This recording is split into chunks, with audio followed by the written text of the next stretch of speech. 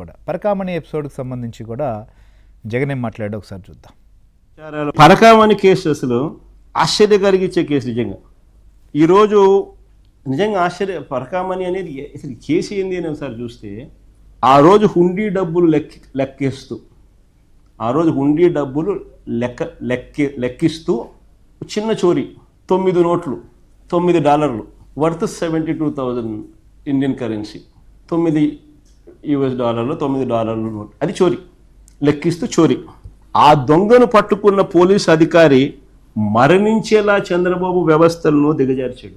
ఆశ్చర్యం ఇది. కానీ రాజకీయం కోసం, రాజకీయాలు మనసులో పెట్టుకుని ఈ ఘటన జరిగినప్పుడు అక్కడ చైర్మన్గా వైవి సుబ్బారెడ్డి ఉన్నాడనో, అక్కడ చైర్మన్గా భూమన కరుణాకర్ రెడ్డి ఉన్నాడనో, వాళ్ళ మీద బురద జల్లాలని తప్పుడు స్టేట్మెంట్ల కోసం, తప్పుడు స్టేట్మెంట్లు ఇచ్చే విధంగా ఇవ్వాలి అని అక్కడ పనిచేస్తా ఉన్న బీసీ పోలీస్ అధికారిని వేధించి, వెంటాడి, బెదిరించి, చివరకు ఆయన చనిపోయేలా చేసి, దాన్ని కూడా వక్రీకరిస్తూ ఆ మరణానికి ఎవరో కారణం అంటూ ఎల్లో మీడియా చేత ఫేక్ కథనాలు రాయించడం ఎంత మటుకు ధర్మం అని అడుగుతా ఉన్నాం.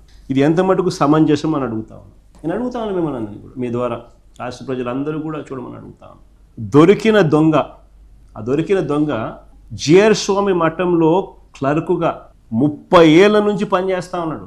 ఆ దొరికిన దొంగ 30 ఏళ్ల నుంచి జిఆర్ స్వామి మఠంలో క్లర్క్గా పనిచేస్తూ ఉన్నాడు. పరకామణి లెక్కింపులో ఎన్నో సంవత్సరాల నుంచి పాల్గొంటా ఉన్నాడు. మరి చంద్రబాబు ప్రభుత్వంలో గతంలో ఎందుకు పట్టుకోలేకపోయినారు అంటున్నాడు. Very simple question. దొంగను మేము పట్టుకున్నాం, మీరు ఎందుకు పట్టుకోలేకపోయినారు? చంద్రబాబు నాయుడు అడుగుతాను సూటిగా. దాంట్లో రాజకీయం చేసేది ఏముందా? ఏముంది అక్కడ రాజకీయం చేయడానికి?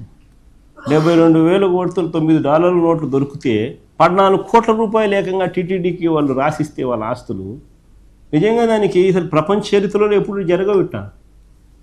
దానికి నిజంగా సంతోషపడాల్సింది పోయి ఆ జడ్జులను అనడము, ఆ టీటీడీ ఆఫీసర్లను అనడము ఏం చేస్తూ ఉన్నారు? అంతమంది న్యాయ నిపుణులు ఇన్వాల్వ్ అయ్యి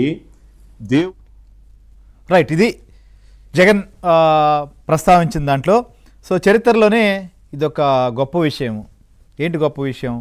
సో పరకామణి కేసులో ఆయన పట్టుకున్నది $9 నోట్లు అయితే, ఆయన ఇచ్చినటువంటి ఆస్తి ఎంత, ఆయన దగ్గర నుంచి తీసుకున్నది ఎంత, రికవరీ చేసింది ఎంత అనేటువంటిది. సరే, ఆ రోజు $9 పట్టుకోండొచ్చు, కానీ ఆయన అసలు నేపథ్యం కానీ లేదా ఆయనకున్నటువంటి ఆస్తులు కానీ అవన్నీ కూడా ఎక్కడి నుంచి వచ్చాయి, ఎలా సాధ్యమయ్యాయి, ఏ మేరకు జరుగుండొచ్చు, ఇవన్నీ కూడా ఎవరికైనా ఉన్నటువంటి సహజమైనటువంటి అనుమానాలు. నిజంగా $9తోనే పరిమితమైనటువంటి అంశమై ఉంటే ఆయన అన్ని కోట్ల రూపాయలు విలువైన ఆస్తులు ఎందుకు ఇస్తారు, ఎవరిస్తారు, ఎలా ఇస్తారు ఎవరైనా అనేది కూడా పాయింట్ కాదా?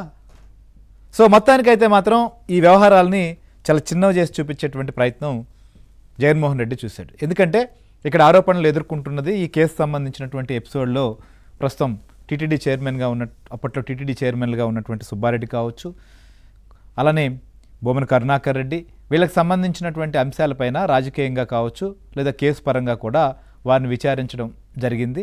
అట్లనే విమర్శలు, ప్రతి విమర్శలు రాజకీయ పరంగా నిత్యం సాగుతూ ఉన్నటువంటి పరిస్థితి. సో ఈ నేపథ్యంలోనే వీటిపైన జరిగినటువంటి పరిణామమే.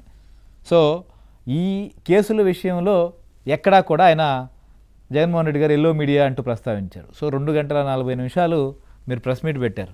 ఎవరిని ఉద్దేశించి పెట్టారు? మీడియాలోనే పెట్టారు కదా. సో ఇక్కడ చాలా సందర్భాల్లో చాలా రకాలైనటువంటి పేర్లతో చెప్పచ్చు. మరి మీకు సంబంధించినటువంటి మీడియా ఏం మీడియా? Blue media. సో వాళ్ళు ఏమి ఇస్తున్నారు ఈ వార్తలకు సంబంధించి? సో ఈ పరకామణి కేసు లేదా కల్తీ నెయ్యికి సంబంధించినటువంటి కేసులు వాళ్ళు ఇవ్వలేదా? వాళ్ళు ఇవ్వరా? లేకపోతే జరిగినటువంటి పరిణామాన్ని తప్ప ఉద్దేశపూర్వకంగా ఏమన్నా ఇస్తున్నారా ఎవరన్నా? అంత అవసరం కూడా ఏముంది? జరుగుతున్నటువంటి కేసుని ఎవరు విచారణకు వస్తున్నారు, ఏం జరుగుతుంది అనేది మాత్రమే చేస్తున్నది. సో ఆ విషయాన్నైనా గుర్తుపెట్టుకోవాలి. సో ఇక ఇదే విషయం